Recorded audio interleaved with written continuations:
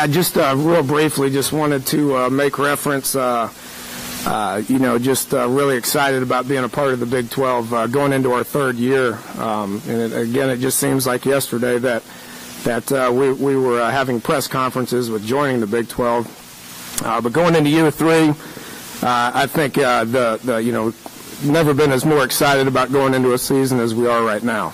I think our players in our locker room understand what the Big 12 is all about. They understand how challenging it is. They understand what the venues are like. They understand what the teams are like, personnel is like, coaching is like, style of play is like. I obviously tried my hardest to be able to relay that to not only the players but the coaches and the administration and the fan base. And until we get through it for a couple of years, I knew it was going to be challenging. So with that said, I think our guys are ready to go. They're up for the challenge. We play one of the toughest, if not the toughest, schedule in the country.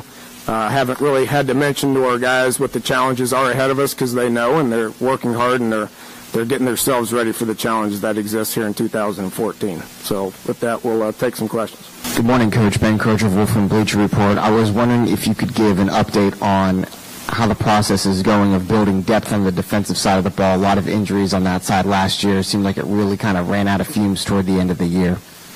Yeah, Ben, it did, and we need to be prepared for that to happen again this year. I can't use that as an excuse on why we didn't win a couple of those close games at the end of the year. One of the challenges that we knew going into Big 12 play several years ago is you better have depth, and you better have depth that can compete at a high level.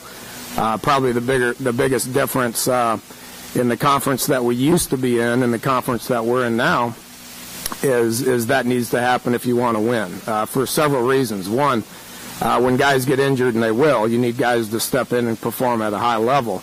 The style of ball that exists in the Big 12, although in a very exciting style of play, you're going to end up taking more snaps. So when guys get tired, you better be able to replace those guys with guys that can go in and perform at a very high level. I think we're at that point right now. Have 55 guys on our team that have played Big 12 football. So that just means that there's guys that have played that are experienced, and they should be continuing to get better each and every year. One's from Dominion Post, Coach. You only had Trickett healthy for about 3 quarters last season, and obviously put together a pretty good game against Oklahoma State. What are you expecting out of him this year, and how do you go about keeping him healthy and on the field? Yeah, good question, Ed. When Clint's been around football his whole life. I think it starts with his father, Rick, who's a tremendous offensive line coach at Florida State. Played 3 good high school years at North Florida Christian, and played at a high level down there in a pretty good football situation. Backed up E.J. Manuel, backed up Jameis Winston there for several years, and has been around a lot of football. He joined our team in August, and although he possesses a tremendous amount of knowledge when it comes to the game of football, he possessed zero knowledge when it came to our offense. So it took him a while to be able to understand that. When I finally felt like he was ready to go, put him in there against Oklahoma State, had a tremendous game, got hurt, and was never the same the rest of the year. So, you fast forward a year later, August going into his senior year, a year later, not only does he possess the knowledge that it takes to be successful in the game of football, he understands the knowledge that needs to exist when it comes to our team. He's been out there working with our guys all summer. There's a rapport that needs to exist with him and the receivers in order to be successful. They need to understand each and every one of their little nuances when it comes to being able to get open and sign language and a nod here and a cut off there, and all that's starting to exist right now with him and the rest of the guys. So I think all that's going to take care of itself. Well, I named him the starter a couple weeks ago. One, he was healthy. He looks good. He's 100%. Arm strength is awesome. His body weight is good. That's going to take care of itself. The leadership aspect of it is something that we were missing. I was looking out there, and not only did we had a bunch of guys coming back that had played a lot of football, but there wasn't any leadership that was present at the quarterback spot, at the skill spot. He'll be able to take that. He'll be able to take that to another level. People follow him. He understands what it takes to be successful. He needs to stay healthy. I think that's obviously the biggest thing. And right now we're talking to him on how the specific things that he can do to be able to protect himself, which is what every quarterback needs to do out there. Dana, Barry Trammell with the Oklahoman. After your Orange Bowl victory over Clemson, coming into the league, tons of excitement around West Virginia football. 2 years later, how important is it to rekindle that excitement after the 2 seasons you've had? Well, the days of rolling through the Big East and being able to play in a BCS game are long gone. We're not thinking about that anymore. Although that was fun and that was a huge moment in West Virginia University, it's a whole different ball game right now. And one of the things that has happened in the Big 12 over the last 2 years, we have not been dominant in the Big 12, obviously. I don't know how many teams have been dominant in the Big 12. Parity is upon us. You better be ready to go each and every week. You take Baylor last year, tremendous season. Art has done a great job. In 2012. They were at a pretty bad place about mid-season. Now, they got it together towards the end of the season, but they weren't in a very good place then. They stuck with it, and they went. We've been competitive. This past year we lost we were in 3 overtime games. We lost fourth quarter leads, won a couple of close games. Each and every game pretty much was competitive, and we need to stay the course, continue to develop our talent, continue to recruit better. And then when we're in those games, hopefully we can put a season together that everybody will be proud of.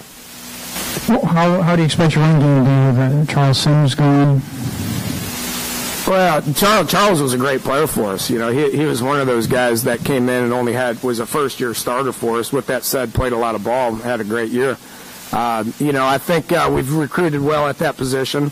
Dreamus Smith is kind of the guy that's in the forefront right now.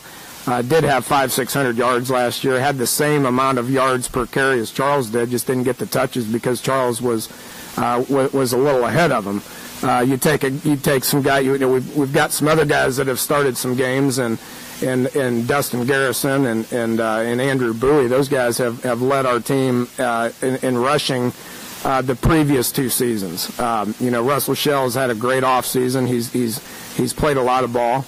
He started at Pitt as a true freshman, looks phenomenal. So got a lot of guys that can do a lot of different things. That running back spot needs to be versatile, needs to be able to do a lot of different things. I feel like we've got a lot of guys that can do that. Suzanne Halliburton with the Austin American-Statesman. Dana, with you're kind of known for your spread offenses. It's going across the country. Do you actually recruit defensive guys to defend your type of offense, or what's your basic philosophy on defensive guys? And I know that I'd asked Paul Rhodes, and he said that he recruits more defensive backs, and maybe the linebacker numbers and defensive linemen go down. Well, when you're playing in the Big 12, you're gonna have to defend the pass, and you're gonna have to be able to do it quickly. I think everybody understands the style of play that exists in the Big 12, and we're no different. When it comes to recruiting defensive personnel, we try to recruit as much defensive personnel as you can. You better have some big guys up front that can stop the run. You better have linebackers that can fill gaps and stop the run. In addition to that, you better be able to drop in coverage and be able to cover people. The secondary is probably the most important position on the defense in today's day and time. We need pass rush. With that said, we need guys to be able to cover. I feel like Daryl Worley's here is one of the better cover guys that I've seen, and he's only going into his second year on our team. Carl Joseph's a guy that's extremely motivated and playing at a high level. Try to recruit the best kids that you possibly can and get those guys to understand what they're up against and be able to improve their skill set each and every year. Bryce Cherry, Waco Trib. Coach, in your 2 Big 12 matchups with Baylor, I think there's been about 250 points scored. The similarities with your offense and their offense, do you think that leads to those kind of shootouts, and do you expect another high-scoring game in Morgantown? Well, I hopefully we can. I think Art would agree with me on this, and they did improve defensively last year. But you better be able to improve defensively and stop some people if you want to win some games. That doesn't mean you need to hold people to 14 points. Baylor had a good defense last year, but still gave up some points. I think we're in the 40s against them. But the 2 games, I was not in a good place 2 years ago when everybody was excited about our our 70-63 victory against Baylor. I mean, obviously, I was not in a very good place because of where we're at defensively. We played, I think, 8 or 10 freshmen in that game. You're not going to be able to be successful defensively. You're not going to be able to win games when you're playing that many freshmen. It goes back to the depth comment I had a little bit ago. You know, you better be able to plug people in there when guys go down or get tired and be able to perform at a high level if you want to be able to win games in the Big 12. You know, Art's done a great job. You know, I give him a tremendous amount of credit. I give, his entire coaching staff and team credit for hanging in there. You know, they've had some good players over the years, but they hadn't got to a championship level until last year. And they accomplished that. And, you know, they're the ones that everybody's going to be gunning for now. They understand that. But our game against them is, you know, it's going to be exciting, just like each and every one of the other Big 12 games are going to be as well.